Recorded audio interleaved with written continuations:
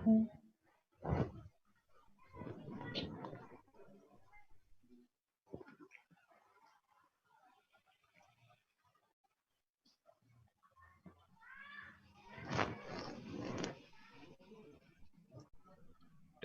Bung Hatta, selamat datang.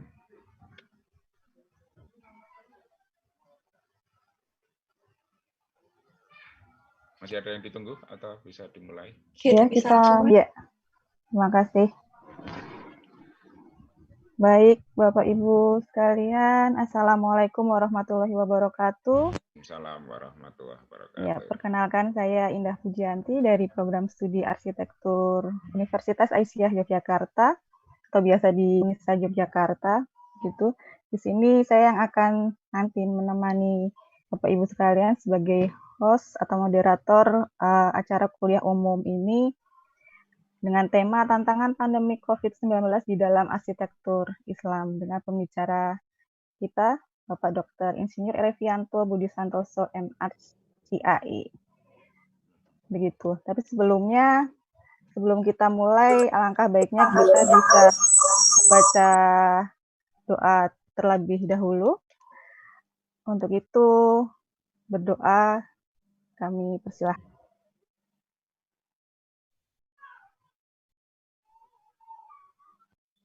Baik, selesai. Kami perkenalkan dulu ada Kaprodi kami di sini yang ingin memberikan sambutan sekilas untuk Bapak Ibu. Silahkan Ibu Aprodita MIT. Lengkap ya Bu. Oke, Assalamualaikum warahmatullahi wabarakatuh Bapak Ibu. Terima kasih sudah hadir antusias yang sangat tinggi kali ini untuk di kuliah umum arsitektur UAS 6 di COVID-19 series. Kali ini kami mengundang Pak Revianto Budi Santoso, guru kami tenaga ahli di arsitektur Unisa, yang alhamdulillah berkenan untuk sharing di sini. Semoga saya ucapkan selalu sehat ya Pak, agar bisa selalu menebar ilmu dan manfaat. Dan saya harap ini juga menjadi sarana silaturahmi kita semua dan sebagai wadah sharing pengalaman dan pengetahuan kita agar kita bisa sama-sama meningkatkan kualitas kita. Sebelumnya saya ucapkan dulu selamat datang untuk teman-teman dari IAI Yogyakarta, lalu untuk program studi arsitektur se-Indonesia, program studi perguruan tinggi Muhammadiyah Aisyah, mahasiswa-mahasiswa yang kami cintai dari Universitas Aisyah Yogyakarta dan universitas lainnya. Sehat, puasanya lancar, dan semuanya diliputi kebahagiaan. Begitu dari saya Bu Indah, monggo dipersilahkan.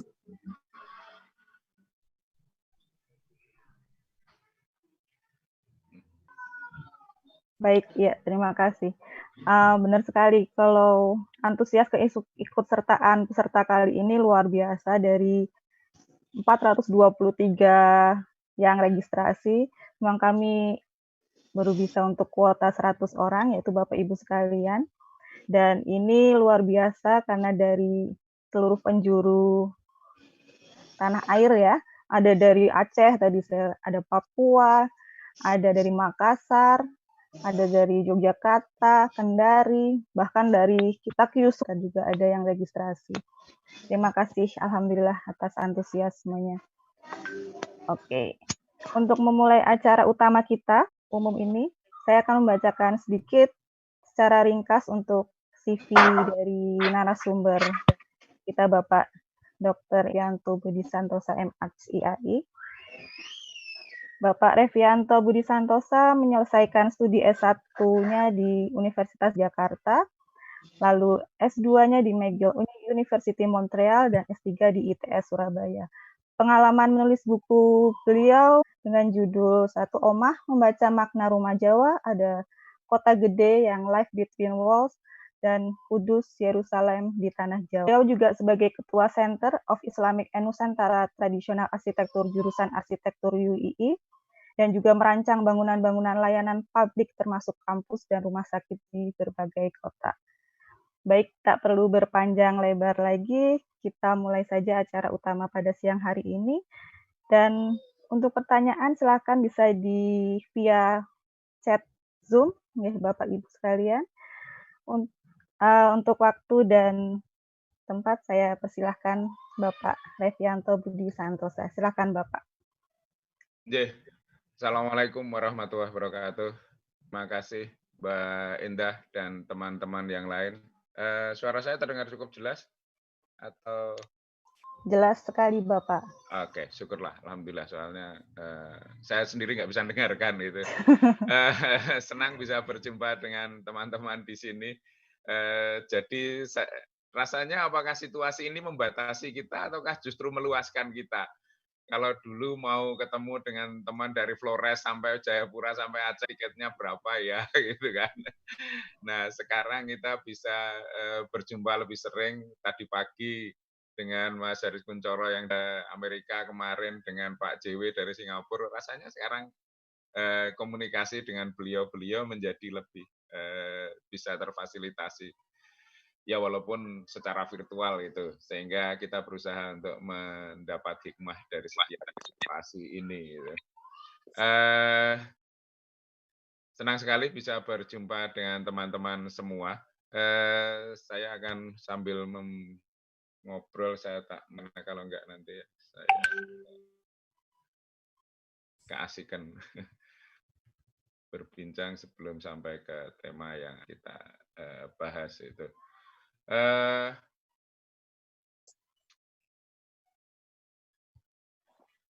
Sejujurnya saya juga underdog ketika mendapat undangan untuk berbagi di dalam forum ini karena COVID-19 ini benar-benar sesuatu yang sangat baru yang saat ini tidak ada orang yang benar-benar punya pengetahuan yang lengkap sehingga tahu cara menghadapinya dengan sebaik-baiknya.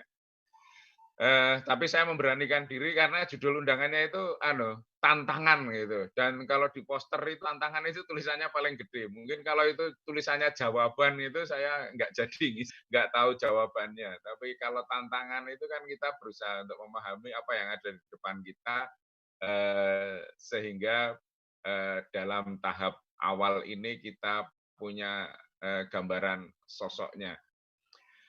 Sesuatu yang belum pernah terjadi, tapi sebenarnya berkali-kali juga kita mengalami pandemi, tapi situasinya saat ini memang sangat menarik.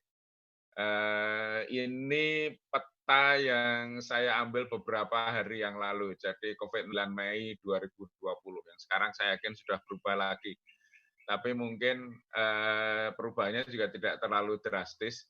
Di sini kelihatan bahwa merata negara-negara di seluruh dunia terkena itu. Kalau sekitar Greenland itu tidak kena itu karena isinya beruang itu mungkin, sehingga ya memang bagian wilayah di Kanada Utara itu tidak banyak berisi manusia. Tapi rasanya semua tempat yang berisi manusia itu terimbas oleh situasi ini.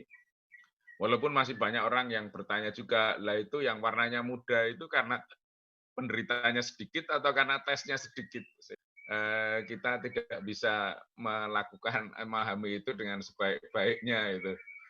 Yang tesnya banyak ya ketahuan kalau yang kena banyak itu. Dan ini benar-benar situasi yang merata, itu artinya tidak pandang kelas, tidak pandang negara. Kalau dulu bayangan kita itu, kalau negara-negara kumuh itu mesti lebih bermasalah kesehatannya ketimbang negara-negara maju. Kita akan dalam bahasa Inggris itu luar negeri. Di luar negeri itu seolah-olah semua baik. Gitu. Waktu saya pulang dari sekolah di Kanada, ditanya, mau luar negeri numpak opo? Orang luar negeri itu makan apa? Gitu. Seolah-olah makhluk luar negeri itu adalah idealita yang sempurna. Gitu. Tapi sekarang lalu kalau di luar negeri pasti segala sesuatunya tertib, fasilitas lengkap, penduduk. Tapi rasanya kita sekarang sulit untuk mengidentifikasikan mana negara ideal yang layak disebut luar negeri itu. Karena kalau saya ngecek negeri Montreal atau provinsi Quebec tempat saya belajar dulu itu adalah di antara yang paling parah di Amerika Utara. Atau sedunia bahkan di antara yang paling parah sedunia. Padahal di sana segala sesuatunya bersih, fasilitas kesehatan lengkap gitu. lancar itu. Tapi kenapa itu lebih parah dibandingkan dengan India itu misalnya. Nah, itu kan menjadikan situasi yang tidak seperti yang kita bayangkan itu. Sehingga ini di film pun rasanya kita film-film post apokaliptik juga tidak sedahsyat ini. Tapi sambil saya juga di rumah tenang-tenang saja itu. Jadi seolah-olah ada ancaman besar beda dengan kalau di film bahayanya itu kelihatan entah dalam bentuk zombie atau Godzilla gitu. Tapi ini yang mengancam dan yang diancam itu kelihatannya tidak serta-merta bisa kita kenali bentuknya. Dan ketika kita kesulitan memahami, maka Jawa pun keluar itu. Dulu kita mengalami wabah. Lalu Sultan mengeluarkan bendera sakti yang bernama Kanjeng Kiai Tunggul Wulung. Seolah-olah begitu bendera dikibarkan, maka wabah musnah. Kenapa kita sekarang nggak memutarkan itu lagi? Nia, lengu bengi piye. Tapi kalau kita melihat data historis, itu juga menjadi sangat menarik. Ini epidemik di tahun itu diedarkan Februari. Artinya awal tahun dia sudah beredar itu, atau diarak keliling kota Jogja. Di saat itu seluruh Jawa mengalami epidemi atau wabah. Tapi kalau kita mencermati antara Jawa Timur, Jawa Tengah, dan Jawa Barat, selisih peak year-nya atau dalam jumlah yang banyak. Tapi kalau lihat jumlahnya memang mengerikan itu. Jawa Timur, kalau kita sekarang ini di Indonesia tercatat di pagi 1017 apa ya. Kalau toh hitungan itu salah dan ternyata 5 kali lipat besarnya, maka itu pun juga ini Jawa Barat itu 20.000 dalam 1 tahun. Tahun sebelumnya 15.000. Berarti kan skalanya mengerikan. Jawa Tengah di 13 ribuan itu, Jawa Timur 15 hampir 16.000. Total saya nggak tahu jumlahnya. Tapi sangat karakteristiknya karena peak year di provinsi yang berdekatan ini itu selisihnya kira-kira 10 tahun itu loh. Jadi di Jawa mulai dari Jawa Timur di tahun 14 dia sudah jatuh korban yang paling banyak, lalu baru Jawa Barat di 11 tahun berikutnya dan 9 tahun berikutnya di Jawa Barat. Sehingga ada spare time yang perambatan itu terjadi sangat perlahan. Ini secara keruangan menunjukkan wilayah-wilayah geografis itu juga masih terbatas. Berbeda itu yang begitu diketahui langsung mendadak sontak seluruh dunia itu terhenyak itu. Nah, dalam situasi yang seperti ini, maka peristiwa demi peristiwa sebelum kita sempat memahami masih baru. Sebelum kita sempat untuk mengantisipasi sudah muncul informasi baru, distribusi baru yang tadinya Spanyol misalnya, yang tadinya aman-aman saja, atau Italia yang paling dramatis itu sebenarnya Italia, karena Italia tadinya relatif aman, itu Italia Utara, Milan dan sekitarnya, San Siro dan anak cucunya itu diumumkan mengalami dia harus akan di lockdown dan orangnya pada pindah ke selatan, orang anak-anak muda yang sehat gagah perkasa itu pada pindah selatan, maka selatan menjadi yang terancam. Nah, ini terjadi yang sangat tinggi. Tapi menarik juga karena di Italia itu sebagian besar yang kena itu yang tua-tua, tapi Korea itu yang muda justru lebih rentan. Walaupun nggak sampai mati, tapi jumlah yang tertular itu banyak sekali yang umur muda. Para opa-opa yang alay ini ternyata nggak tahu. Perlu untuk menjaga diri dari jiwa-jiwa yang soft gitu. Nah, ini Kanjeng Kiai Tunggul Wulung itu juga menarik riwayatnya. Sebenarnya waktu itu Sultan itu sudah tidak berminat untuk mengeluarkan itu. Karena yakin sekarang kemajuan zaman mestinya dihadapi dengan rumah sakit, dihadapi dengan perawatan kesehatan yang baik gitu. Tapi orang itu mendesak gitu, supaya Sultan ngarak Tunggul Wulung karena dulu pernah gitu. Ada dua kekhawatiran. Satu kekhawatiran karena gerakan reformasi, karena saya bicara di UNISA, maka harus menyinggung Muhammadiyah. Jangan-jangan nanti dikritik Muhammadiyah gitu kan. ini klenik lagi gitu kan. Tapi yang tidak kalah menariknya adalah keengganan yang satunya. Sujono Tirtakusumo itu penerjemah Baginda itu yang menulis tentang tuliskan tentang khawatir. Jangan-jangan kalau kita bikin pawe, arah-arahannya banyak orang, nanti malah jadi masalah karena orang-orang pada ngumpul gitu kan. Social distancing yang sekarang ini kita gaungkan itu ternyata sudah menjadi kekhawatiran di zaman itu. Lah kalau kita menekankan pada social proximity, apa enggak bikin ambiar ini? Gitu.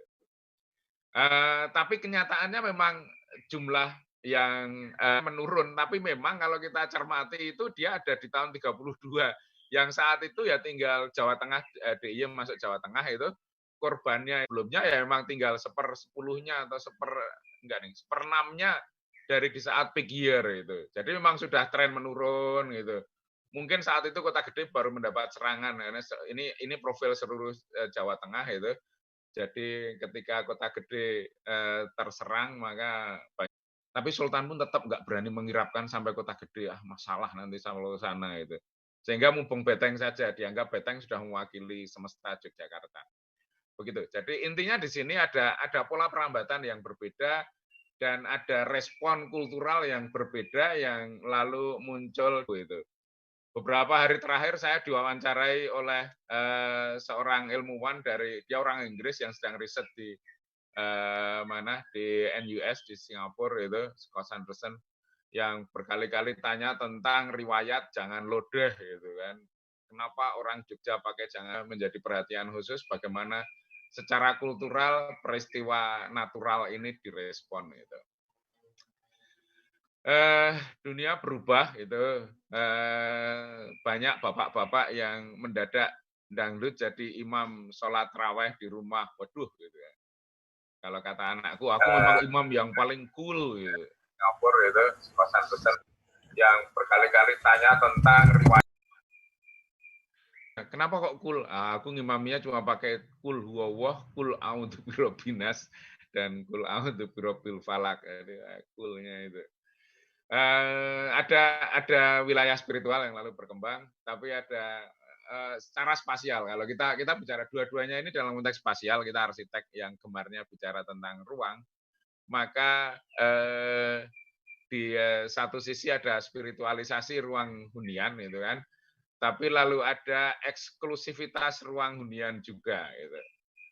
Ketika ini tetangga sebelah saya cuma beberapa ratus meter dari rumah, 300 meteran lah dari rumah saya itu, yang paling awal untuk melakukan lockdown gitu. Memangnya virusnya bisa dipagari gitu.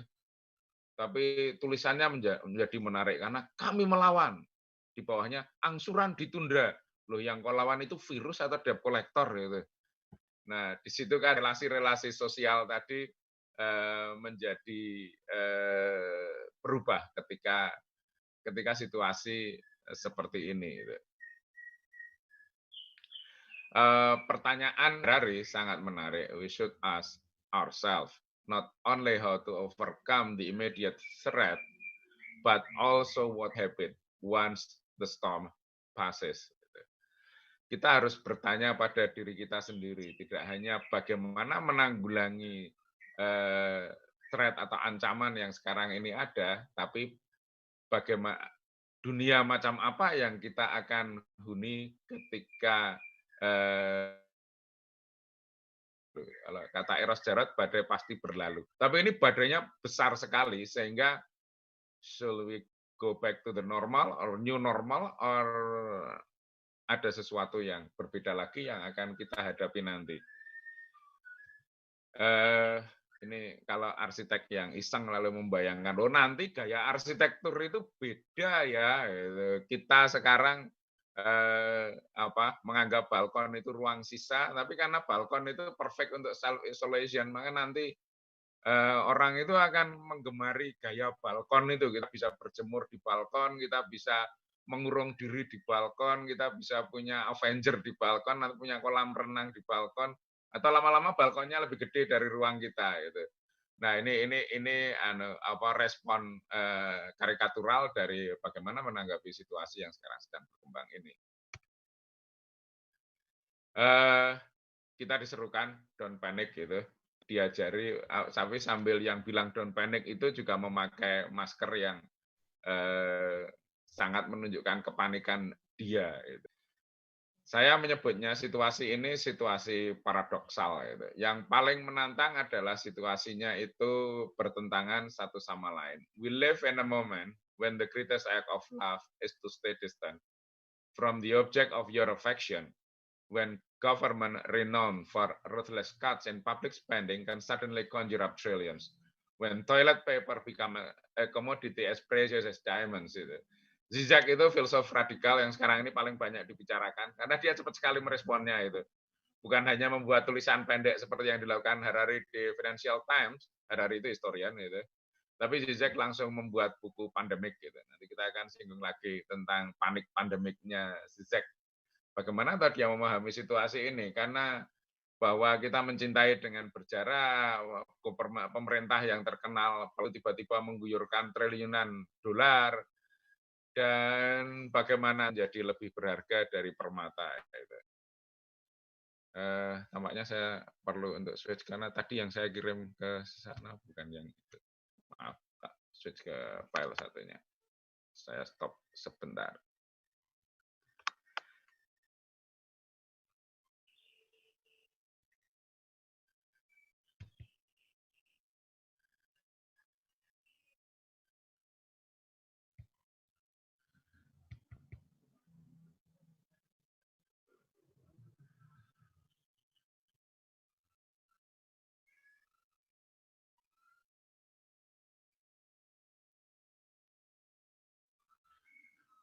Begitu. Mana sih tadi? Zoom lalu. Share screen.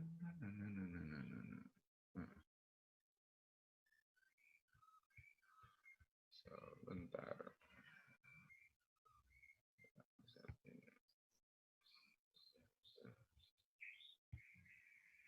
Yup.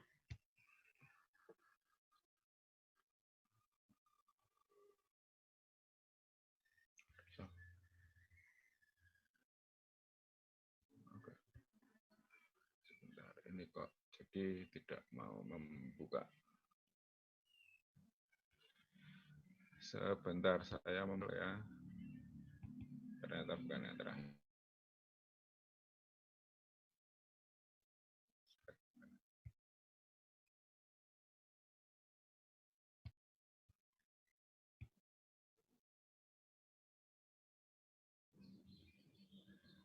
Sudah bisa kelihatan kah? Bisa, Bapak. Yes. Monggo. Oke, terima kasih.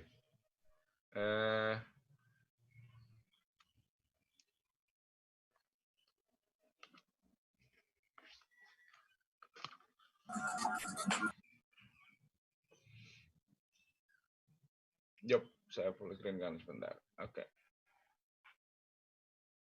Jadi ada situasi yang memang menuntut kita atau memposisikan kita dalam situasi yang paradoksal, situasi yang membuat kita berada di titik A sekaligus berada di melawan A itu sendiri. Gitu. Kebetulan saya itu alhamdulillah kemarin barusan mengunjungi Baitullah. Hari Sabtu pagi subuh saya tawaf wada terakhir di Syria. Dan masjid ini luar biasa penuhnya, sehingga teman-teman saya terpaksa harus nunggu di luar karena saya berangkat jam 10 pagi dari Mekah dan sore harinya berangkat dari Jeddah. Jeddah tengah malam, semua penerbangan sudah di-cut. Sudah nggak boleh lagi masuk di jamaah umroh dan jamaah lainnya sudah dilarang masuk. Jadi jarak antara tidak bisa masuk karena berjejalan dan tidak bisa masuk karena dilarang otoritas keagamaan dan politik di situ itu jam gitu. Pesawat-pesawat dari Indonesia yang sudah terlanjur berangkat itu juga balik kanan.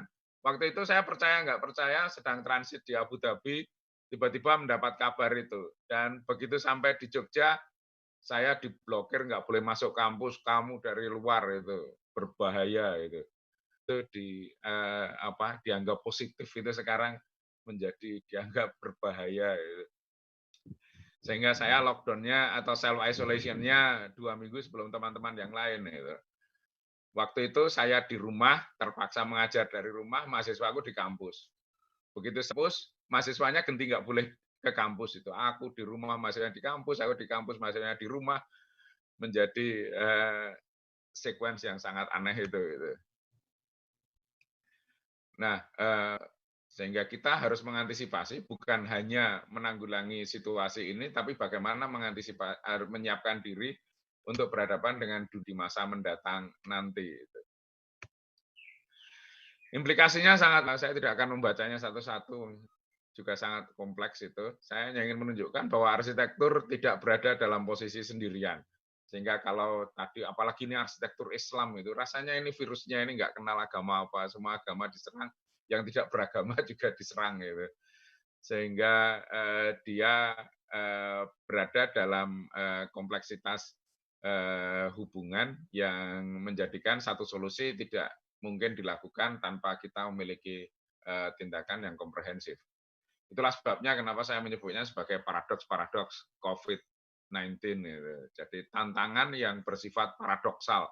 Berbeda dengan tantangan melawan penjajah itu misalnya, atau tantangan melawan narkoba itu. Artinya musuhnya itu jelas terdefinisikan, walaupun effortnya atau upayanya itu besar sekali, tapi serang ke sana itu jelas. Tapi sekarang ini kita berhadapan dalam situasi yang paradoksal, sehingga ke sana atau ke sini melawan atau dilawan menjadi cukup kompleks untuk dipahami. Saya menularkan atau ditulari. Yang pertama berkaitan dengan diri kita. Bagaimana kita sendiri, manusia itu sedang ditantang itu. Kalau dulu kita kenal virus yang sama-sama serangan virus itu, yang sampai sekarang juga belum ada obatnya yang cukup manjur, adalah virus HIV, itu kan. Virus HIV itu menular karena ada kelompok-kelompok rentan. Kelompok rentan yang seringkali diasosiasikan dengan berseberangan dengan nilai-nilai keagamaan.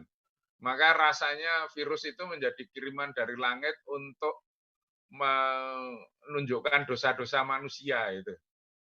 Lah tapi sekarang itu virusnya mau menyerang kemana-mana ya, masjid-masjid kosong karena mendapatkan gempuran atau dikhawatirkan mendapatkan gempuran itu, mau gereja-gereja juga tidak dimungkinkan lagi untuk menyelenggarakan peribadatannya. Ini salah satu yang menarik. Saya nemu gambar ini satu di Italia dan satu di Jerman. Gereja kecil yang karena kecil masih bisa dikelola dengan baik. Pendetanya itu meminta jamaahnya ibadahnya online, tapi tolong kirim foto ke sini ya, file fotonya lalu dicetak di masing-masing kursi itu. Sehingga jadilah ibadah virtual, ritual virtual, kalimatnya apa ya? Virtual ritual ini menjadi pengalaman yang tadinya tidak terbayangkan karena kehadiran untuk beribadah salah satu hal yang esensial untuk menunjukkan kesungguhan kita dalam beragama, tapi sekarang kesungguhan itu menjadi sesuatu yang justru dicegah. Saya sang pendeta mendeliver misalnya menghadirinya secara virtual juga dari rumah, dan pendetanya tetap datang ke situ. Paus kemarin juga melakukan itu, cuma kalau Vatikan jadi fotonya banyak sekali, manajemennya susah itu. Zizek mengawalinya dengan frasa noli me tangere. Sang filsuf mengutip ketika Maria Magdalena berjumpa dengan Kristus sesudah bangkit dari kuburnya itu. Lalu yang tadinya Maria Magdalena itu dalam hidupnya dibela oleh Yesus, sekarang menjadi tidak boleh menyentuhnya itu. Relasi yang tadinya itu kedekatan itu menunjukkan solidaritas, sekarang kedekatan itu justru dicegah. Noli artinya touch me not, jangan sentuh aku.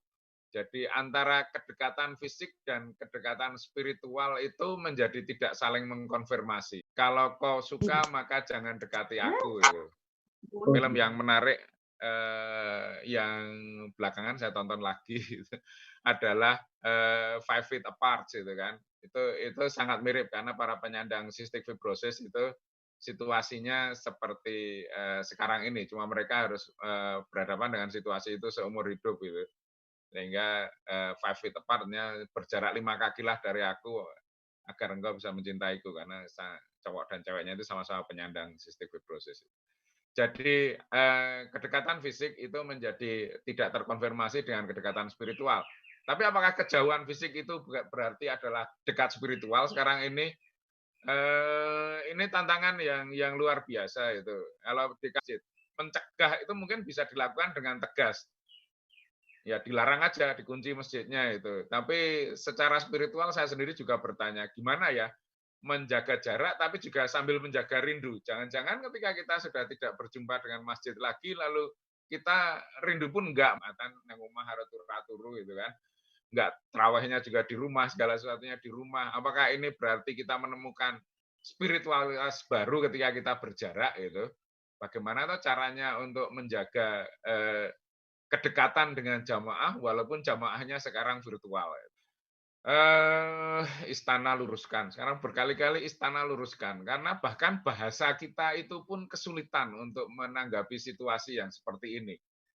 Ketika Presiden Jokowi mengatakan berdamai kalau tidak melawan, maka ditafsirkan menurut istana penafsiran layak itu salah. Ketika Presiden bilang bahwa silahkan pulang kampung tapi jangan mudik juga berita ramai. Tapi tiba-tiba bukan nggak usah macam-macam, pulang kampung adalah mudik.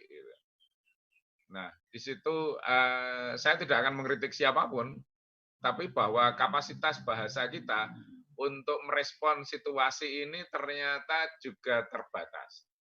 Di antaranya adalah ketika kita bilang berdamai, tapi Deputi Bidang Protokol itu mengatakan bahwa damai kita itu damai dalam perlawanan. Kalau statementnya Presiden kalau nggak salah, kita belum bisa menemukan obatnya atau vaksinnya yang benar-benar manjur, maka kita harus berdamai. Gitu. Nah, atau living at peace itu apa toh yang artinya di situ itu? Apakah kita kalau berdamai itu ya asik-asik saja? Ataukah berdamai itu berarti kita melakukan tampaknya kosakata kita tidak cukup memadai. Jadi kalau yang pertama tadi, salah satu tantangan dari diri kita secara kejiwaan adalah bagaimana mencintai jarak, maka bagaimana kita menunjukkan semangat perlawanan, tapi sambil berdamai dengan situasi. Yang namanya damai itu mesti nyaman loh, gitu kan. Tapi enggak, ini damai, tapi nanti kamu siap tak sikat loh. Gitu.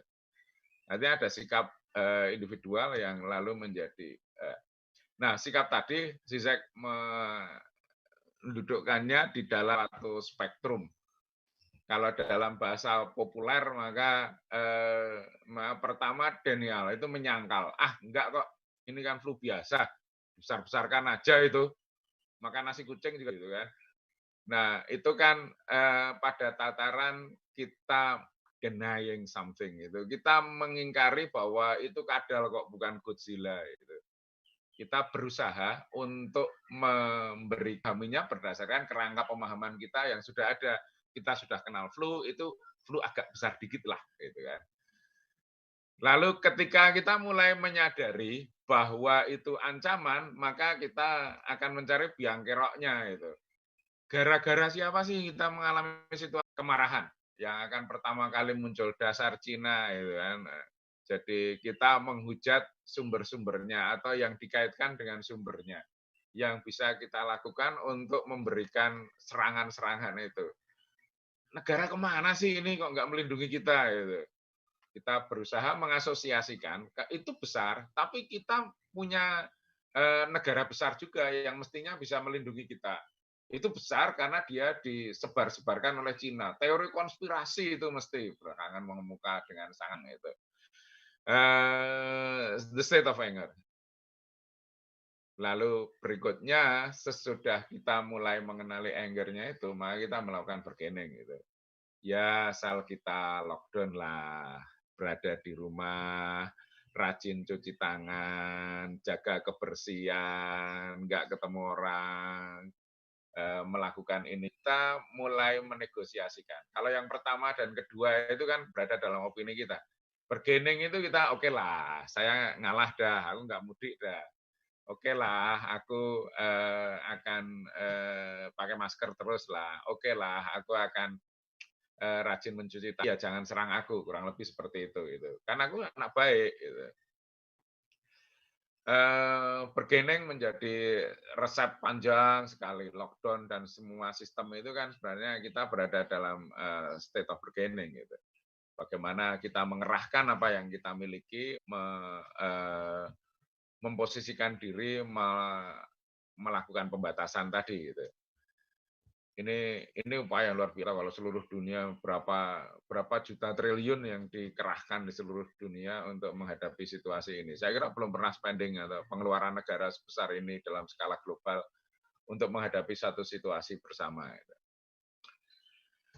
Yang kalau bergening ini terjadi, maka menjadi depresi. Aduh, ini gimana penghasilan nggak ada, jenuh lah aku gini-gini aja. Kapan selesainya? Kita mulai, aku wis ra kuat lah gitu kan. Tapi kata Didi Kempot kan harus kuat.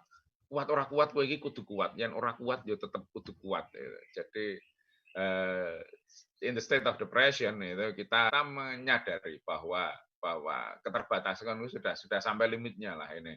Aku sudah mengerahkan semuanya untuk bergening, tapi kok ya tetap kayak gini-gini aja. In the long run, dalam jangka panjang itu akan menjadi situasi yang sekarang sudah mulai terasa. Nah, mungkin pada tataran tertentu ini adalah yang dimaksud dengan berdamai dengan musibah itu. Ya kita memang manusia, makhluk yang lemah dan rentan. Kita mungkin itu kan berarti kita menerima suatu kondisi. Oke lah, karena kita tidak mungkin untuk bisa membasminya, maka kita menerima keadaannya dengan segala resikonya. Kalau dalam konflik, maka you cannot beat them, join them. Gitu. Kalau kau tidak bisa melawan dengan mereka. Tapi kita juga gabung sepenuhnya juga nggak mungkin. Tapi kita menerima situasi itu. Mencari hikmahnya lah yang penting gitu. Jadi ada situasi-situasi negatif, situasi-situasi yang tidak menyenangkan yang kita lalu bisa menerimanya. Dan di antara situasi yang paling berat adalah bahwa kita akui, kita tahu bahwa kita tidak tahu. Kalau dalam bahasa layatri, wa yatri annahu la yatri. Kita tahu dan kita tidak tahu tapi kita tahu bahwa kita tidak tahu. Gitu. Karena para pemimpin dunia akan selalu berusaha untuk menampilkan aku pelindungmu, maka aku tahu cara untuk melindungimu. Gitu. Yang paling sensasional ketika Donald Trump menyinggung dalam briefing hari Kemisannya itu, oke lah, asal berjemur dan menyuntikkan antiseptik gitu, gila-gilaan itu. Wah, tapi ternyata bahkan pemimpin kepala negara di negara yang medical research-nya, kalau bahasa Inggrisnya itu gedandapan menghadapi situasi ini, sehingga mulutnya meluncur sebelum kata-kata itu. Akhirnya diralat juga. Jadi Gedung Putih dan Istana Negara sekarang ini kerjaannya stafnya sama-sama meluruskan pernyataan Presiden. Enggak kok, itu karena sarkasme saja kok. Artinya bersifat kiasan gitu kan. Kalau kita bilang pecah dasku, itu kan nggak pecah beneran. Tapi menggunakan bahasa-bahasa yang keras untuk menunjukkan situasi itu. Tapi waktu itu rasanya juga nggak gitu-gitu amat juga. Jadi sudah bilang injeksi dengan antiseptik.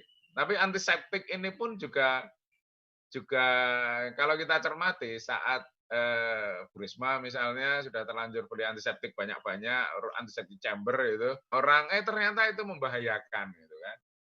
Di level seorang wali kota atau bahkan di saat layatan di rumah keluarga ibunda presiden itu, di situ juga disediakan semprotan antiseptik. Artinya informasi itu belum sampai, sehingga saya yakin kalau beliau-beliau itu mendapatkan informasi yang baik, maka tidak akan mungkin melakukan itu. Tapi bahwa kita begitu cepatnya sampai untuk deliver information yang invalid, itu pun tidak sempat lagi. Kita selalu berusaha untuk cepat-cepat meresponnya. Cepat respon yang jane rungtung gitu kan. Kita sudah terlanjur menembak, ternyata yang ditembak itu bayang-bayangnya, bukan musuh kita yang sebenarnya. Oke, bahwa di dalam diri kita ada cinta yang sedang diperjuangkan dengan pola hubungan baru, dan ada situasi kita tidak pernah mengalaminya, maka di dalam diri itu terjadi tantangan-tantangan paradoksal seperti itu. Kita didesak supaya harus tahu, hanya kita tidak tahu. Kita didesak untuk mencintai orang tua misalnya, tapi kita juga harus menjaga jarak. Nah, paradoks seperti itu yang menjadikan situasi sekarang ini begitu spesial. Tantangan paradoksal berikutnya adalah sosial. Tadi saya melihat Ibu Andarita realisasi ada hadir di sini. Beliau ahli tentang modal sosial. Nanti saya akan merespon ini karena di sini benar-benar modal sosial kita sedang ditantang ini. Manusia kelihatan dirinya yang sebenarnya ketika berkrisis itu. Apakah itu serakah ataukah solider itu? Tapi di sini juga tidak mudah untuk mendudukkan bahwa yang kelihatannya serakah itu berarti negatif. Oke. Panic buying misalnya, salah satu ekspresinya. Di mana-mana ketika saya ngontak mahasiswa saya yang di Sydney itu, gimana Le? Toilet paper, Pak. Ternyata yang diserbu di habis-habisan di supermarket itu selain kebutuhan harian adalah tisu. Mereka khawatir kalau tidak dapat tisu. Teman saya yang di Milwaukee juga ini sampai harus mengerahkan supaya diblokir nggak boleh belanja itu karena ada supplies yang sebenarnya itu cukup, tapi karena kekhawatiranlah yang menjadikan. Ada paparan yang menarik dari seseorang di Amerika seperti ini. Gini loh, sebenarnya saya itu tahu kalau cadangan supplies itu, cadangan pasokan itu ada, cukup untukku. Tapi kan tetanggaku panik, sehingga mereka membeli lebih dari yang dibutuhkan. Kalau aku nggak ikut-ikutan panik, maka kita nggak keduman gitu kan. Kalau dalam bahasa Ronggo Warsito, nek ora edan ora keduman gitu. Kalau dalam bahasa sekarang ini menjadi yang ora panik ora keduman. Jadi dia itu rela untuk mengorbankan kewarasan sosialnya hanya karena menduga. Itu pun juga menduga bahwa tetanggaku itu nggak waras gitu kan. Ketika tetanggaku itu nggak waras, maka aku waras. Secara sosial ya kalau ini yang lalu digarisbawahi oleh Zizek sebagai barbarisme itu. Kita memasuki tahap barbarisme yang anarki yang berlebihan itu akan kembali menjadi barbar gitu. Nah, dalam situasi yang seperti sekarang ini, maka tadi kewarasan sosial perlu untuk dijaga. Tadi pagi Pak Hari Kuncoro cerita tentang di Amerika itu terjadi menarik. Kalau yang belanja tisu ini, yang ketergantungan tisunya tinggi, kita kan enggak gitu. Kita manusia air gitu. Saya itu kalau di negara-negara Eropa atau Amerika ketemu tisu, kalau di rumah ketemu air. Kalau di Cina sama Mas Gusma dulu mati gaya karena dua-duanya nggak ada gitu. Air gak terus piye iki, ayo nggawa botol aqua ning ndi gitu. Nah, ketika di Amerika, maka situasinya menjadi sangat khusus. Kalau tisu tadi seluruh Eropa, Amerika dan mengalami itu. Tapi di Amerika orang itu borong senjata. Gitu. Mengerikan sekali kan. Karena Amerika orang bisa dapat lisensi untuk memegang senjata sendiri. Di situ bukan hanya supplies, tapi bahkan keterancaman lingkungannya menjadi sangat Nah, di zaman ketika homo homini lupus, manusia adalah serigala bagi sesamanya, persenjatailah dirimu. Kalau enggak, ya akan dicaplok yang lain. Gitu. Ini sangat menyedihkan. Sejujurnya adalah ketika kita kehilangan sensitivitas sosialnya. Itu. McDonald yang ada di Sarinah ditutup dan orang berbondong-bondong ke sana ratusan suk-sukan. Atas nama kan aku punya kenangan di sini. Kerja kesehatan itu nggak punya kenangan pada keluarga mereka. Memangnya jamaah masjid atau gereja itu nggak punya kenangan dengan tempat ibadah mereka. Sekarang mereka harus menahan diri pada McD dan engkau merelakan, paling enggak engkau mempertontonkan ketidakpedulian itu di hadapan massa. Kalau toh tidak ada yang terkena penularan di sini, itu tetap tontonan sosial yang sungguh tidak elok. Gitu. Artinya demi my personal nostalgic feeling, gitu. Perasaan nostalgia diriku sendiri, maka aku rela untuk melakukan yang seperti ini. Atau bukan rela lagi, Nah, di dalam situasi yang seperti ini, secara sosial, kalau kita bicara tentang tisu tadi, maka di situ ada distrust, ketidakpercayaan yang sangat besar. Satu, pemerintah. Kemampuan pemerintah untuk menjaga supply, pasokan bahan, kebutuhan-kebutuhan kita itu terjaga. Yang kedua, kalau itu sering, ketidakpercayaan pada pemerintah itu kita juga sering melakukannya. Tapi yang kedua, tidak kalah mengerikannya adalah ketidakpercayaan pada tetangga kiri kananku. Mereka gila semua kok, gitu kan. Maka buat apa aku memberikan kepercayaan pada masyarakat? Kita berada dalam situasi trust yet distrust. Kita harus memberikan kepercayaan, memberikan mandat pada petugas kesehatan, memberikan mandat kepada penjaga keamanan, memberikan mandat kepada pengelola negara, politician dan sebagainya, tapi sambil kita sendiri punya ketidakpercayaan pada semua mereka itu. Ketidakpercayaan bahkan bukan hanya mereka yang memegang power, tapi ketidakpercayaan pada tetangga kiri kanan itu.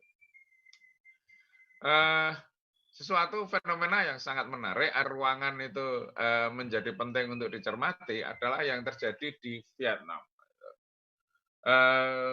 Bulan ya pas sholat Idul Adha, jadi imam sholat Idul Adha dengan jamaah 8. Besok kayaknya mau terjadi lagi itu, imam Idul Fitri dengan jamaah 5. Itu. Waktu itu kita sedang di Thailand, UI waktu itu sedang menyelenggarakan PSSI ASEAN, artinya mengajak mahasiswa untuk mendapatkan pengalaman jalan keliling ASEAN. Ketika jalan keliling ASEAN, maka kita ketemu dengan 2 negara yang 5 negara tepatnya, Malaysia, Singapura, Vietnam, Thailand, dan Kamboja. Nah, mungkin 2 yang paling mencolok adalah antara yang semuanya sangat tertib, bersih, terkendali, negara polisi yang akan ngawasi permen karet apa yang ada di mulutmu, gitu kan.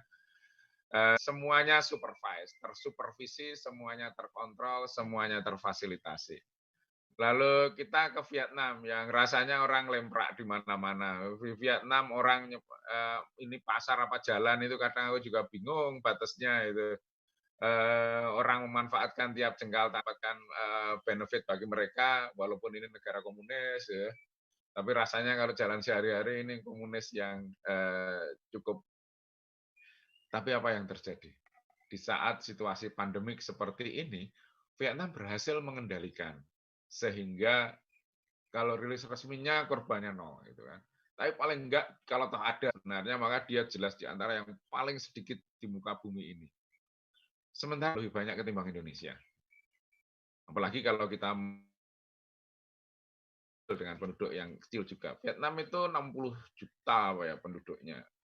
Mana negaranya itu jebret melisir sepanjang pantai Indochina dari utara ke selatan. Artinya bukan ngumpul di satu tempat yang mungkin koordinasi juga tidak. Saya jalan di Vietnam mulai dari trotoarnya sampai belusukan ke delta Sungai Mekong itu dan ya penduduknya rada kemproh-kemproh kayak gini ini. Gitu. Tapi tiba-tiba saja itu mereka bisa terkendali dengan luar biasa. Nah, di sini kan ada macam apa? Mungkin ini saya menduga kalau hanya dari sistem birokrasi komunis maka saya tidak yakin kalau ini mampu adalah karena mereka masih traumatik dengan perang. Artinya kalau kita tidak bersatu kita akan terhajar dalam perang lagi. Makanya negara yang trauma dengan perang saya kira relatif berhasil untuk mengatasi ini karena komando menjadi familiar dengan mereka. Satu lagi adalah Korea Selatan. Korea Selatan itu perang gitu. Jadi dia di antara negara yang tidak pernah menandatangani perjanjian damai. Dia masih menganggap Korea Utara menyerang kita, belum selesai perang. Saya jalan-jalan ke Korea Selatan itu kadang aneh. Sedang enak-enak jalan-jalan tiba-tiba sirine bergong. Itu lalu semua harus berhenti karena karena terjadi drill perang. Oke, tapi kayaknya saya ngomong terlalu panjang, harus dipercepat ini. Nah, ini yang di antara yang nanti di masa depan akan sangat signifikan berpengaruh, yang ini Harari menggarisbawahi dengan sangat serius adalah karena kemampuan pada satu pihak, maka pihak itu akan bisa menguasai kita melalui yang paling mutakhir adalah kemampuan big data untuk mengendalikan kita. Saat ini kemarin beberapa hari yang lalu data Shopee bocor itu kan, lalu semua orang ribut. Beberapa tahun yang lalu Facebook bocor sehingga Donald Trump menang gitu kan. Nah, ini nanti bisa jadi sarana untuk ada satu pihak, entah pemerintah, entah pasar, teknologi dan menguasai akses informasi akan mengetahui diri kita sedalam-dalamnya. bukan hanya melalui sarana online, tapi karena nanti misalnya kita harus melaporkan setiap saat kondisi kita, apalagi kalau situasi ini berlanjut, maka ya akan jadi terus ini. Dan data akan terakumulasikan sehingga kita menjadi bisa diketahui setiap jengkal gerak-gerik kita. Rejim data kalau itu dikuasai oleh satu pihak maka bisa menjadi mengerikan.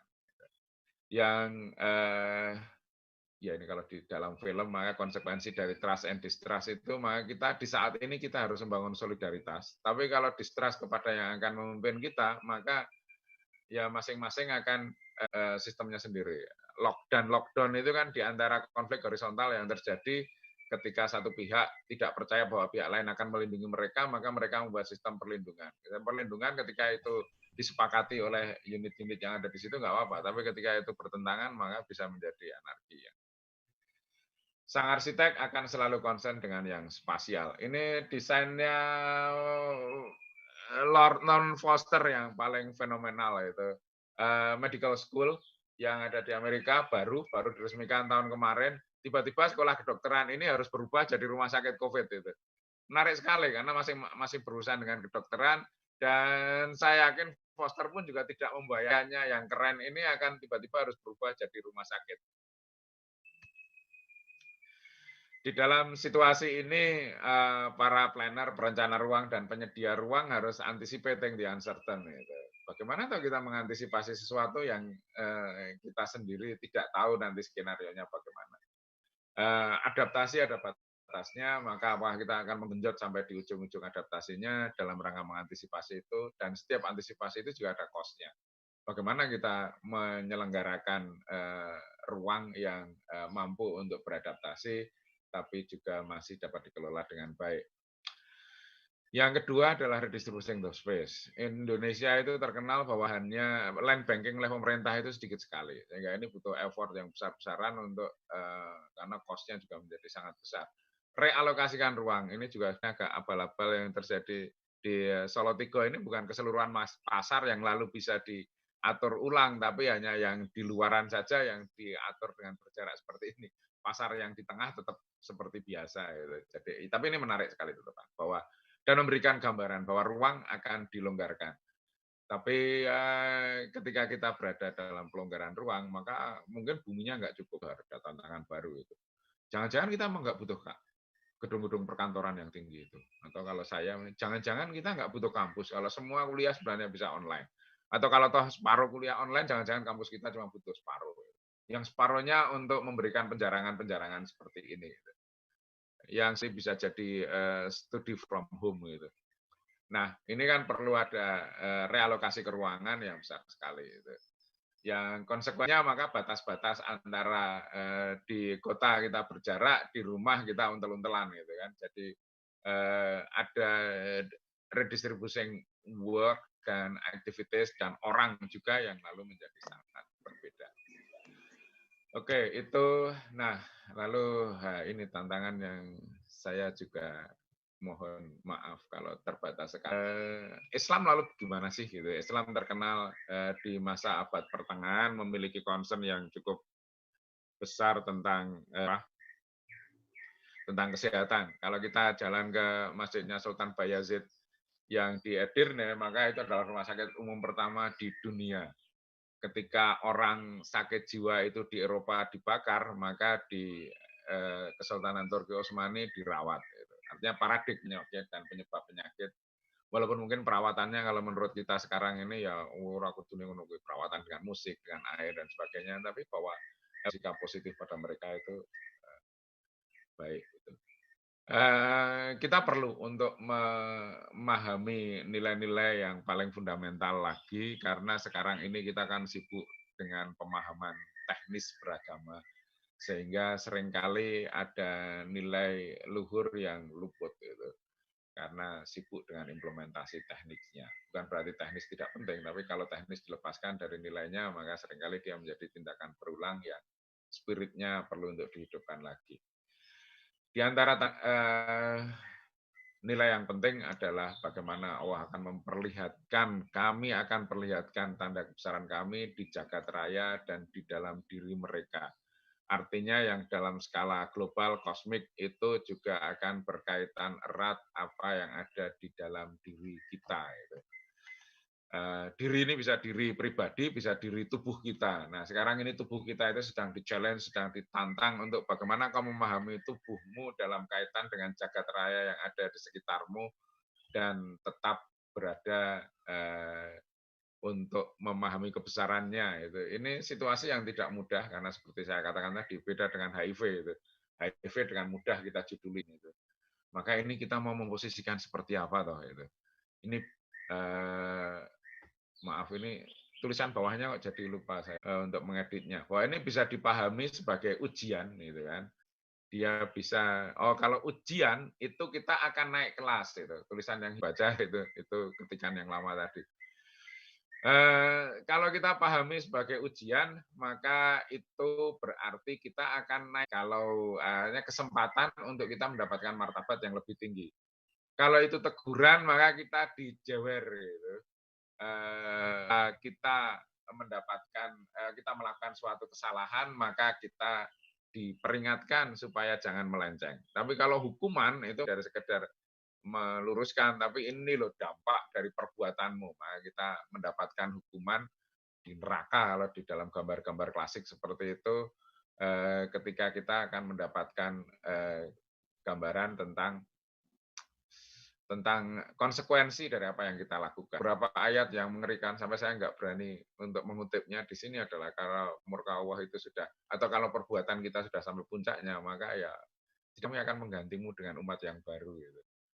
Nah, ini ternyata juga tidak mudah untuk posisikan. Kita bisa membacanya dengan semua positioning itu dari kita. Gitu. Sehingga orang-orang lalu merumuskan strategis in time of pandemic. Foto yang sebelah kiri itu raudhah. Biasanya kalau mau masuk raudhah itu ampun. Gitu. Kalau itu pun tidak ada orang yang rela melepaskannya. Raudhah itu kapling doa mustajab, nggak tahu yang membuat doktrin itu dari mana lalu sekarang ini menjadi lengang karena hanya petugas kesehatan. Cleaning service dan askar satpam itu mati yang mendapat keleluasaan di situ. Oke, untuk dapat meresponnya dengan baik, Islam memberikan gambaran kepada kita, ya ayyuhalladzina amanu taqwa wal tandur nafsum ma qaddamat liwat, kalau di ayat surat Al-Hasyr. Suratnya terakhir ayat 20 yang menjelang akhir itu. Dan setiap diri maka hendaknya mereka menyiapkan hari esoknya. Gitu. Artinya tindakan apapun yang kita lakukan dalam rangka anticipating the tomorrow. Tapi tomorrow kita seperti apa? Toh? Di frase berikutnya, innawa khabirum bima ta'malun. Sesungguhnya Allah mengetahui apapun yang kau kerjakan. Gitu. Artinya Allah kita perlu tahu juga bagaimana kita membayangkan masa depan kita. Kalau kita melihat pandemi ini, kita satu runtun waktu, maka skenario yang paling konservatif mengatakan bahwa besok itu balik seperti kemarin kok. Ya kerja lebih keras dikit lah, tapi intinya impian-impian kita adalah impian kemarin, kita kembali ke pekerjaan kemarin, kita kembali ke pola aktivitas kita kemarin, kita kembali ke cara-cara kita berkehidupan seperti kemarin. Tapi yang berikutnya adalah enggak lah, kita korbannya sudah terlalu besar, maka kita mestinya mendapatkan kenormalan baru gitu. Normalan baru yang tadi misalnya, apakah lalu menjadi distance learning itu menjadi norma itu. Datang ke kampus itu menjadi pengecualian kalau sekarang. Kalau dulu kan yang reguler itu ke kampus, yang online itu adalah yang kondisional. Tapi mungkin nanti kita akan berada dalam situasi yang sebaliknya, bahwa kita akan yang online itu menjadi yang reguler saat tertentu saja, kalau penting sekali maka kita akan ke kampus itu. Nah itu new normality. Kalau penyebab pandeminya bisa terkendali, tapi kita yakin bahwa kita perlu untuk menata kehidupan kita dengan lebih baik. Dalam skala global misalnya semua orang melihat lapisan ozon yang bolong di atas kutub itu sekarang untuk pertama kalinya sesudah dia bolong itu bisa, artinya ada emisi karbon yang berkurang drastis yang menjadikan bumi pulih. Beberapa orang bahkan menghitung sebenarnya ini kalau kita mengkalkulasikan seluruh dunia, itu sebenarnya korbannya malah berkurang. Karena dulu itu banyak orang mati karena polusi. Nah, penurunan kematian karena polusi itu dibandingkan dengan kematian jadi karena pandemi, itu mungkin masih lebih banyak orang yang terselamatkan. Gitu. Nah, kalkulasi-kalkulasi komparatif seperti itu mungkin perlu untuk kita lakukan. Gimana ya kita supaya normalite baru itu menjadi lebih baik, bukan hanya kembali ke yang dulu, tapi kita diberi kesempatan untuk melakukan perubahan radikal dalam situasi kita to achieve untuk mencapai sesuatu yang lebih adil, sesuatu yang lebih baik, sesuatu yang lebih bertanggung jawab bagi lingkungan kita. Atau yang terakhir, ketika segala sesuatunya tidak pasti, maka kita harus berpandai-pandai untuk mengakrabi penyakit yang ada di sekitar kita dan situasi yang mungkin muncul lagi. Dalam surat An-Nasr itu di kutipanku pada salah. Al-Quraish mestinya. Li ila fi Quraisyin ila fi rihlatas sita'i wasaif. Wala ya'budu rabba hadzal baitil amahum min ju' wa amanahum min khauf. Di situ diposisikan secara keruangan ada dua ruang, yaitu ruang untuk kita rihlah, untuk traveling, dan bait, ruang kita berkediaman. Di kedua ruang itu kita memohon pada Yang Maha Melindungi terlindung dari kekhawatiran, dari kecemasan, dan dari kekurangan. Nah, ini persis di dalam situasi yang kita hadapi. Cuma rihlah dan baitnya yang lalu menjadi dalam situasi yang baru. Kita membatasi traveling supaya kita bisa mengendalikan rumah, maka kekhawatiran dan kecemasan tadi atau kekurangan tadi bisa kita tanggulangi. Tapi sekaligus itu akan menimbulkan masalah baru itu ketika kebutuhan kita terpenuhi karena kita melakukan perjalanan. Nah, skenario temporal, maka ini skenario spasial. Secara spasial kita perlu mendapat kontrak baru dengan alam. Dan skenario yang ketiga adalah bagaimana diri kita, bahwa kita berada dalam lingkup yang domestik yang paling kecil, tapi sekaligus berada dalam kerangka global yang paling besar. Gitu. Seperti tadi saya singgung di awal, kita jadi ketemu dengan orang-orang yang biasanya nggak mungkin ketemu, tapi kita menjadi tidak ketemu dengan orang-orang yang biasanya kita ketemu. Nah, itu kan diri, ruang, dan waktu menjadi sesuatu yang harus kita posisikan ulang. Gitu. Diri itu dalam skala besar, maka konsekuensinya kita akan ketemu dengan manusia. Gitu. Maka relasi-relasi kita menjadi bagaimana? Toh? Apakah kita akan mendudukkan seberapa jauh ruang akan berkaitan dengan hubungan-hubungan ini? Kampus, pasar, stasiun, dan sebagainya itu adalah ruang untuk membangun relasi dan layanan. Gitu kan. Nah, kita perlu untuk mendefinisikan bagaimana orang yang menyediakan relasi tadi, menyediakan layanan itu menjadi perlu didekati atau perlu dijauhi. Kita perlu untuk assigning space yang lebih memungkinkan kita untuk berkehidupan yang lebih baik. Dan pada akhirnya ayat ini tidak banyak dikutip, tapi saya juga keder ketika harus mengutipnya. Itu. Kita itu meniru Rasulullah aja sulitnya luar biasa, tapi di sini di surat Al-Qasas di challenge itu lebih jauh lagi. Wa ahsin kama ahsanallahu ilaik. Dan berbuat baiklah kamu sebagaimana Allah telah berbuat baik padamu. Kita itu kan melakukan kebaikan itu sebenarnya dalam hati kita ada sifat-sifat transaksional. Itu. Aku berbuat baik padamu ya supaya nanti ya kau berbuat baik padaku juga lah. Gitu. Langsung ataupun tidak langsung. Gitu. Nah, maka kalau yang maha memiliki tadi melakukan kebaikan, maka untuk kebaikan atau tanpa mementingkan atau sama sekali tidak ada kaitannya dengan aku mendapat apa itu. Sementara kebaikan kita itu kalau dalam bahasa sehari-hari kita sebut empati atau tepo seliro itu ya nek kowe ora gelem dijiwit ya jangan mencubit lah. Kalau kamu nggak pengen disakiti ya jangan menyakiti. Artinya kalau aku berbuat baik sebenarnya ada harapan timbal balik pada kita. Nah, di sini kita dalam situasi yang tidak menentu ini, maka tantangannya adalah mampukah kamu untuk berbuat baik yang unconditional, berbuat baik yang tidak ada syaratnya apa-apa, yang mungkin saja sehingga tidak terjadi seperti tadi. berbuat jahat yang unconditional itu, seperti saat panik buying memberi toilet, membeli kertas kamar mandi, maka kita ya karena tetanggaku gila maka aku gila, kenapa tidak gitu kan. Di situ kan lalu kita memosisikan diri bahwa ya mari kita gila semua gitu. Dan ketika kita melakukan kebaikan tadi, kita berusaha untuk mendapatkan kebaikan yang sebesar-besarnya dari situasi yang korbannya sudah sangat besar itu. Kalau orang bilang pengalaman adalah guru terbaik, saya seringkali ketawa. Iya, pengalaman itu guru terbaik, tapi SPP-nya besar sekali ini.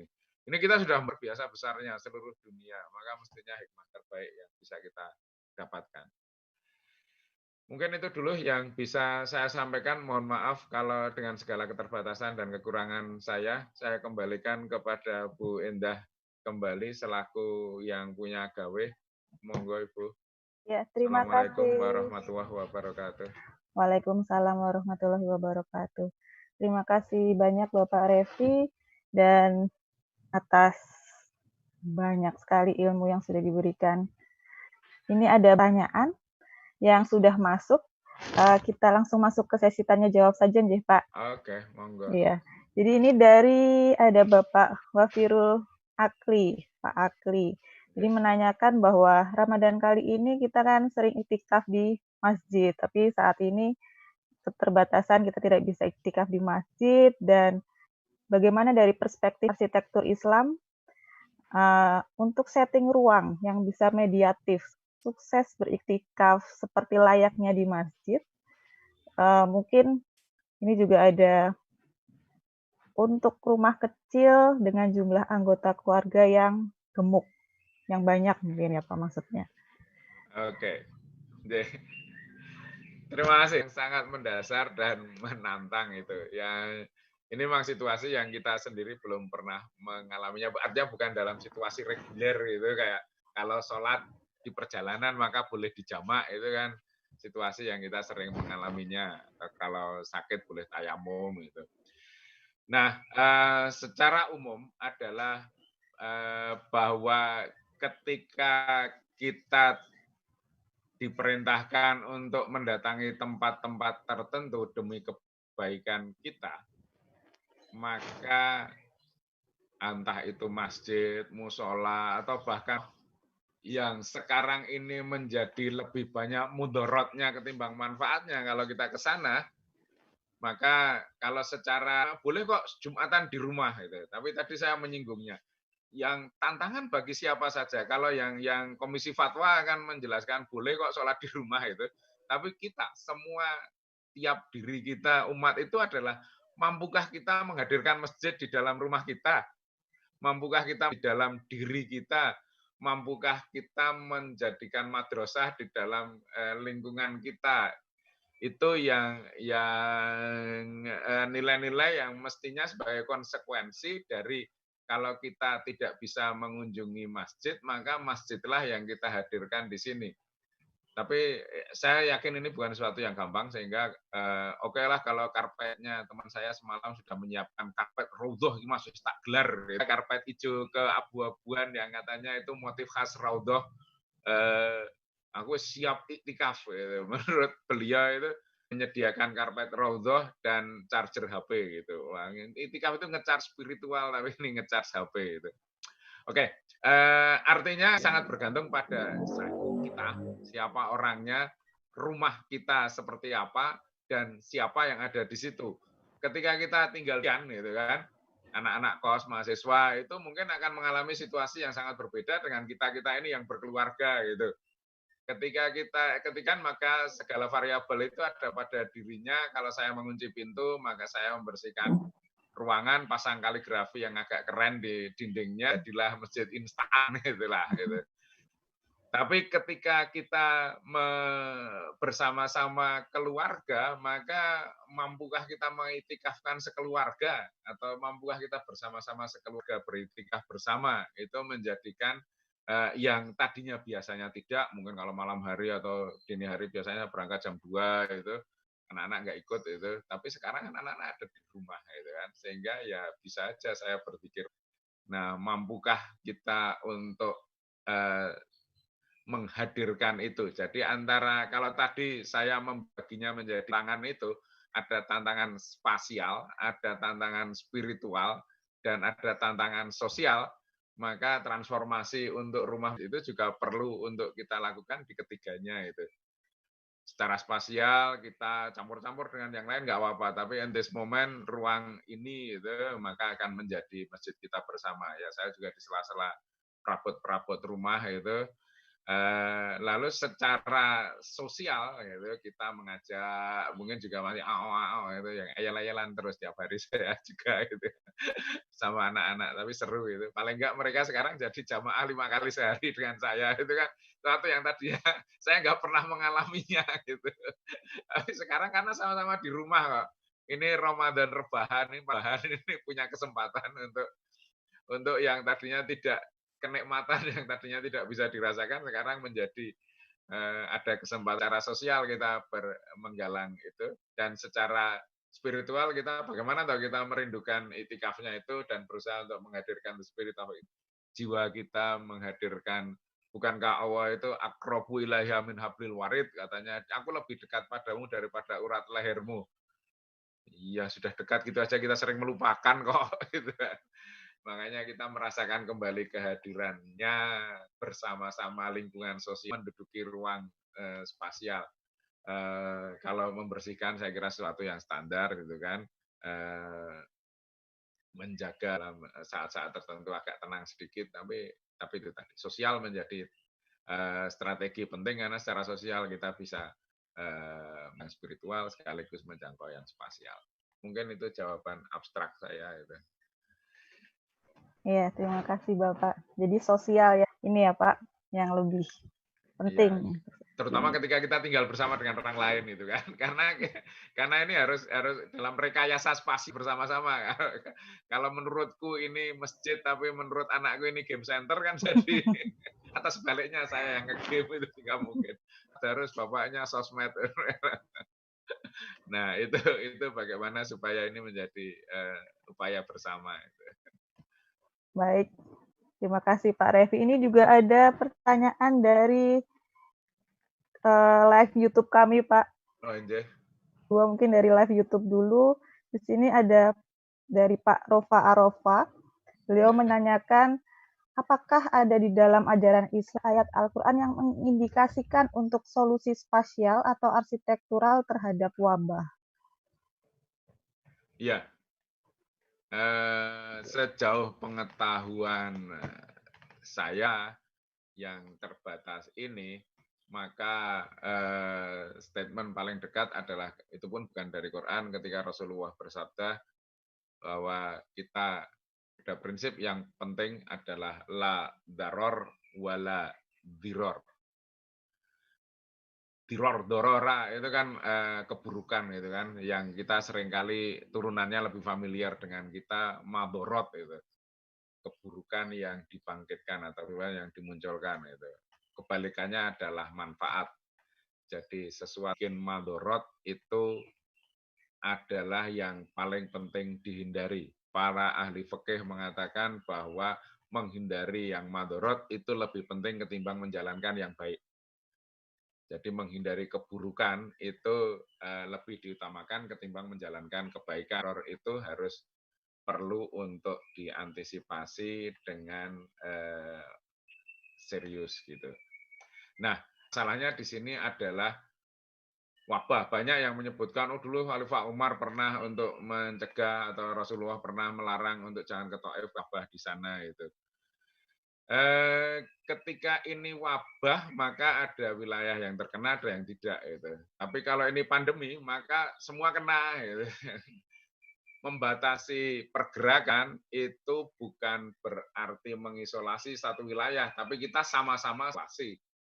Sehingga mana daerah yang menyerang dan mana daerah penyebab dan yang penular itu menjadi tidak sulit untuk definisikan lagi, maka untuk mengendalikan pembatasan itu kan upaya untuk mengendalikan, bukan untuk membatasi karena tahu bahwa di sebelah ke sini, tapi karena ancamannya mungkin datang dari kedua belah pihak itu.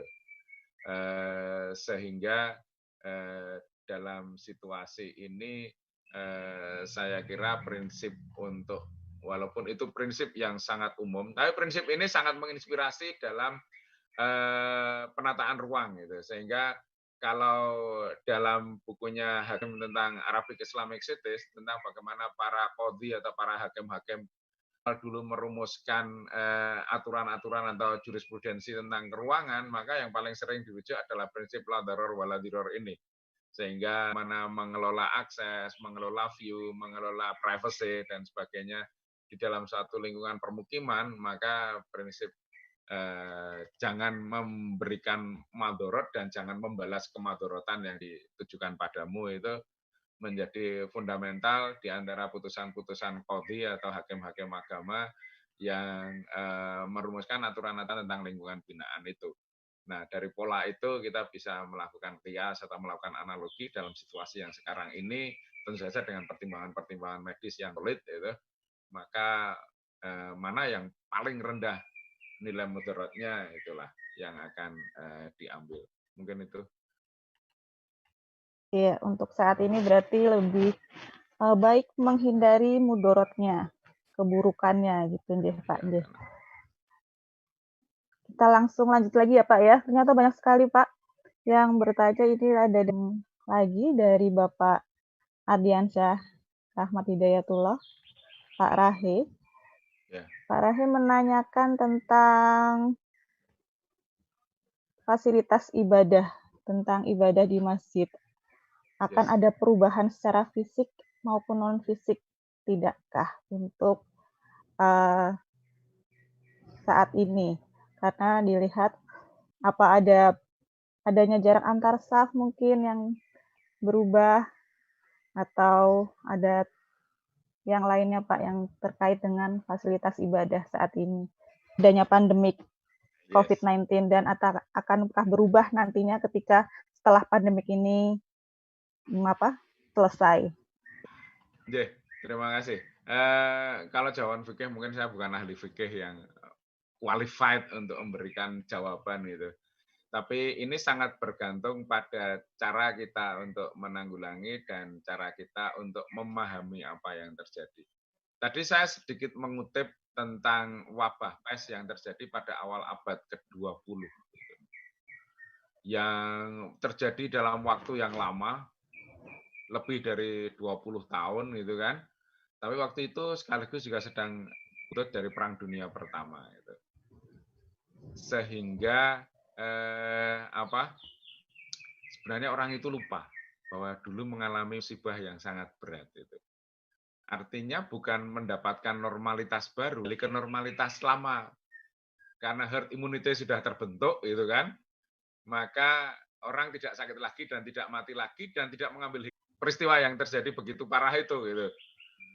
Nah, ini kan pilihan-pilihan manusia untuk menyikapi situasi. Sekarang ini kita belum tahu apakah akan terbentuk herd immunity dalam waktu yang relatif singkat, ataukah virus juga akan tidak cukup stabil titiknya sehingga bisa disikat dengan vaksin-vaksin yang akan dirumuskan, ataukah dia senantiasa bermutasi sehingga sulit untuk dikejar. Sekarang sudah merilis berapa? 3 strain ya kalau nggak salah yang kemarin dikirimkan itu. Ternyata kita punya Bhinneka Tunggal Ika, dalam virus pun juga kita bineka. Nah, di situ kan lalu tadi, apakah kita kembali ke skenario tadi, apakah kita akan back to normal dulu gitu kan? Ataukah kita mendapatkan normalitas baru? Membersihkan diri akan menjadi lebih intensif, meskipun mungkin ini dugaan karena dia harus sangat berkaitan dengan skenario mediknya. Berapa jauh tuh ini bisa ditanggulangi gitu. Bersihkan diri mungkin gitu, tapi secara keruangan maka apakah kita perlu? Itulah tadinya sebagai redistribution of space gitu. Katakanlah sekarang orang itu kalau sholat butuhnya ruang itu adalah 60 kali 0,7 sekitar 0,8 meter persegi, 0,7 sampai 0,8 meter persegi. Nah, kalau nanti dalam penjarangan itu ternyata diperlukan ruangan yang 3 kali lipat, maka masjid yang semula kapasitasnya 300, 100 gitu.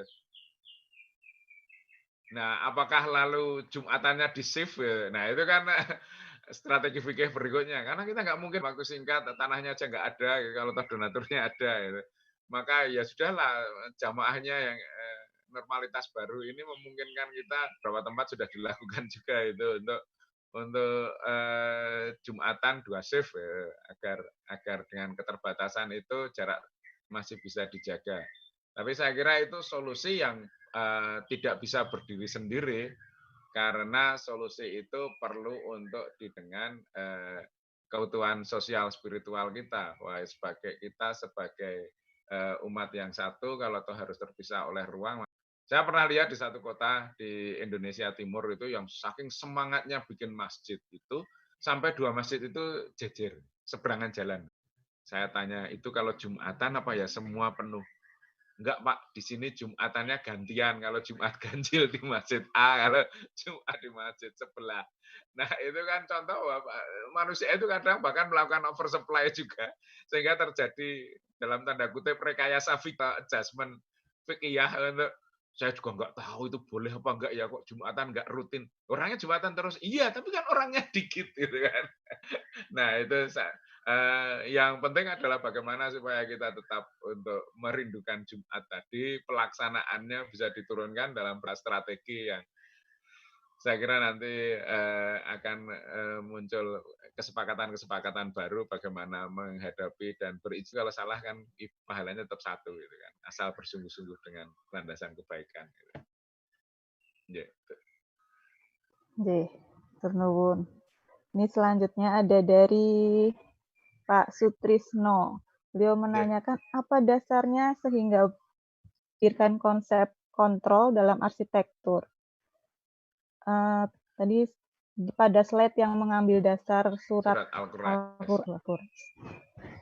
Matur nuwun Pak Tres. Saya terkesan dengan surat Al-Qur'an itu karena di situ antara ruang, kemapanan atau stabilitas dan kecukupan dan Allah yang akan memberikan memampukan kita untuk mengelola itu dipaketkan atau dikaitkan dengan sangat indah itu kan. Karena ada Bu Indah. A'udzubillahi minasyaitonirrajim li'ila fi Quraisyin ila fihim rihlatas sita iwas soif. Nah, saya kira bukan Quraisy sebagai Quraisy, tapi Quraisy sebagai umat yang dicukupi. Quraisy itu adalah salah satu kelompok etnis yang ada di Mekah yang dia agak jauh dari jalur dagang internasional, sumber dayanya terbatas, tapi kotanya dengan peziarahan sejak masa pra-Islam. Yang lalu dipaparkan di situ bahwa ilafatas sitai ketika mereka melakukan perjalanan asyita di musim panas dan asoif di musim dingin. Orang Quraisy itu biasa melakukan perjalanan dagang di masa musim panas itu mereka akan ke Syam, ke Syria karena cuacanya menguntungkan. Saat musim dingin mereka ke Yaman, ke utara itu, ke selatan maaf. Jadi dia di antara jalur Yaman Syria yang lalu melakukan pola-pola perjalanan untuk memenuhi kebutuhan mereka karena mereka kaum pedagang. Wasai falya butur bait maka sembahlah Robmu yang menjadi Robnya bait ini. Bait itu juga baitullah, rumah suci Allah. Artinya di situ ada Allah diasosiasikan dengan posisi statik mereka di tanah suci, tapi yakinlah bahwa Allah juga yang akan melindungi perjalananmu antara di musim panas dingin itu. Dan perjalanan itu adalah perjalanan dagang. Artinya kau bisa settle di sini kalau kebutuhanmu tercukupi itu karena ada transaksi dagang itu karena ada perjalanan, bahkan Rasulullah dulu juga salah satu di antara petugas perdagangan di situ gitu kan, dan Allah mula yang akan mencukupinya sehingga polanya bisa berubah, tapi keyakinan bahwa dalam keputusan dalam melakukan pergerakan maupun dalam berkediaman di rumah itu ada di dalam rangka Allah sebagai sehingga menghindarkanmu dari kekurangan dan kecemasan tadi. Gitu. Nah sekarang kita kan sedang dalam situasi itu, gitu kan. Nah tantangannya adalah bagaimana kita mendapatkan kecukupan di saat rihlahnya itu dibatasi, gitu kan. Karena lebih dimungkinkan dengan kita berada dalam posisi al-bait tadi, gitu. Begitu. Nah, yang tadinya kecukupan itu didapatkan perjalanan, sekarang kecukupan harus kita dapatkan dengan perjalanan virtual gitu misalnya. Nah, di situ kan pemahaman kita atau keyakinan Allah yang maha mencukupi tadi sedang diuji gitu. Dan kreativitas kita untuk mendapatkannya perlu untuk diwujudkan di sini. Begitu mungkin, mohon maaf kalau tadi kurang jelas keterkaitannya.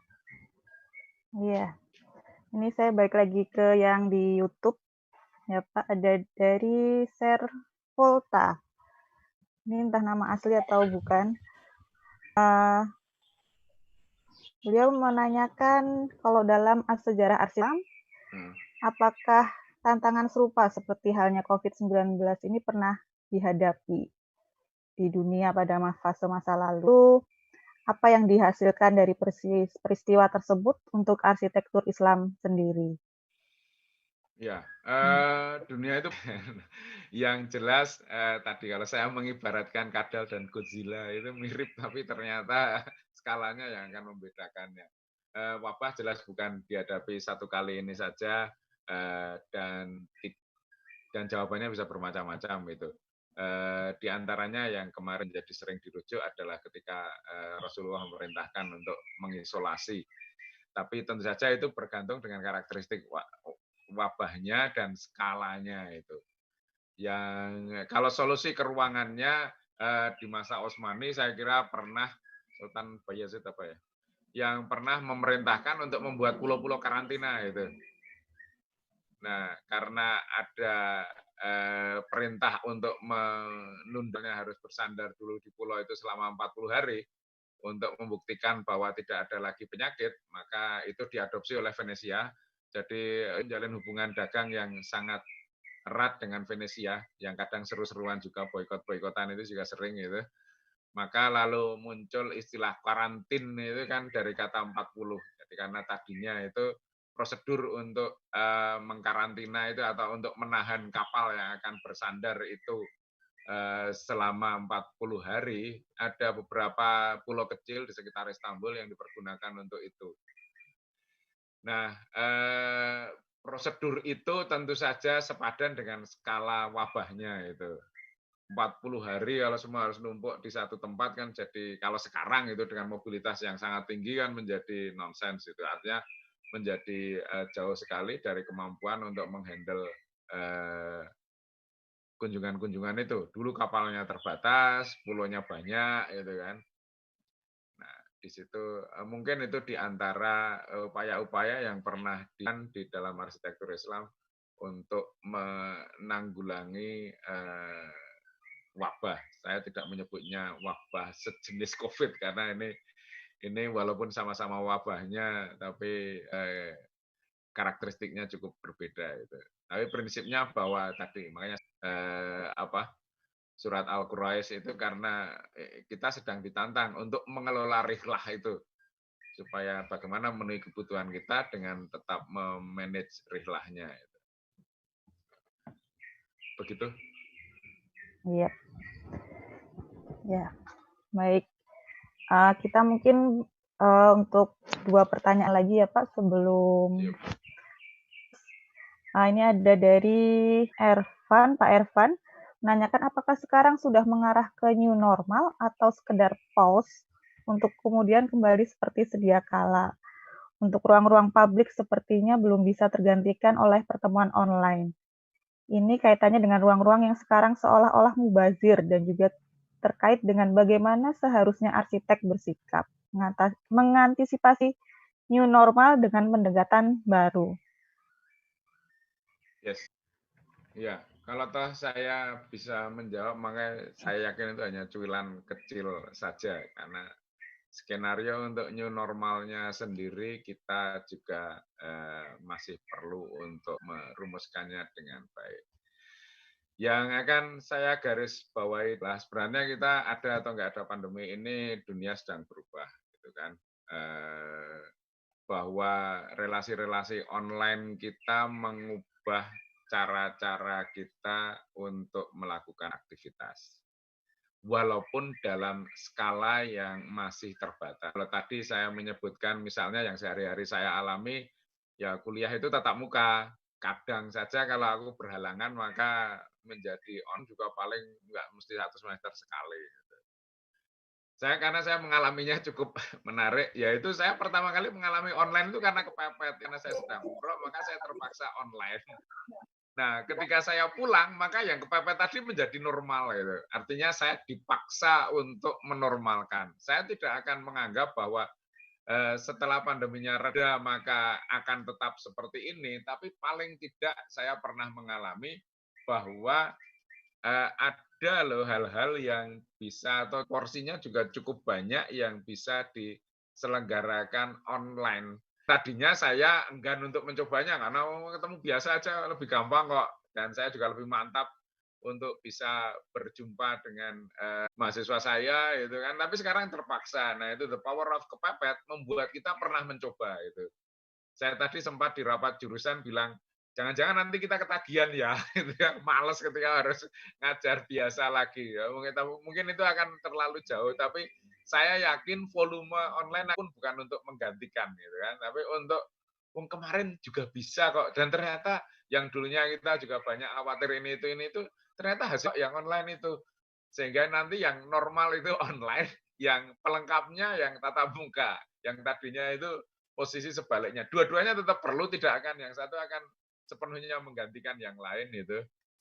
Kemarin pada ketawa, akad nikahnya bisa online. Nah, terus anaknya di-download. Nah, kalau nikahnya pakai Zoom nanti anaknya di-download. Oke, itu artinya bukan totally akan menggantikan sepenuhnya yang sudah ada, tapi akan menggeser equilibrium atau menggeser kesetimbangannya itu menjadi yang tadinya pengecualian menjadi lebih dekat ke arahkan menjadi normal, sementara yang sisi satunya menjadi pengecualian gitu. Sebenarnya bisnis online sudah lebih duluan itu kan, bagaimana mal-mal besar itu tumbang gitu kan.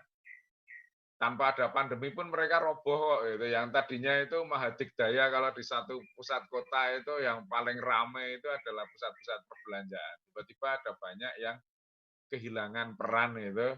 Ya mereka tetap ke situ tapi nongkrong gitu kan. Nah, akselerasi seperti itu yang sangat mungkin terjadi yang akan menggeser kesetimbangan dan bukan untuk totally mengeliminasi yang lain. Baik, yang terakhir mungkin ya Pak ini. Dari Pak Iwan Pandria. Beliau menanyakan, Assalamualaikum Kang Mas Revianto, ini temannya Pak Revi. Waalaikumsalam warahmatullahi Adinda sayang.